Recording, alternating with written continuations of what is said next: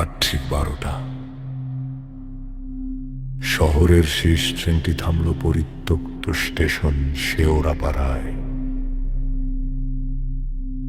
রাশেদ একাই নেমে পড়ল। তার ফোনে নেটওয়ার্ক নেই, চারপাশে কেবল কুয়াশার পুরনো লোহার গন্ধ।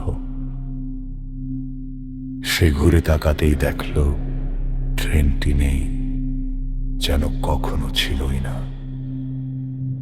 স্টেশনের ভেতর দেয়ালের ঘড়িটি টিকটিক শব্দে চলতে শুরু করল।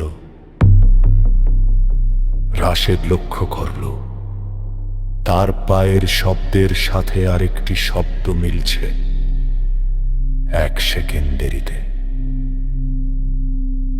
নোটিশ বোর্ডে লেখা, শেষ ট্রেনের যাত্রীরা কেউ ফিরেনি, তুমি অনেক দেরি করে ফেলেছ। রাশেদ দৌড়াচ্ছে, কিন্তু স্টেশন শেষ হয় না।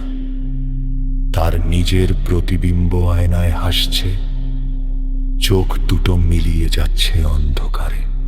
পরদিন খবর এলো, 30 বছর আগে নিখোঁজ হওয়া রাশেদের ব্যাগ পাওয়া গেছে।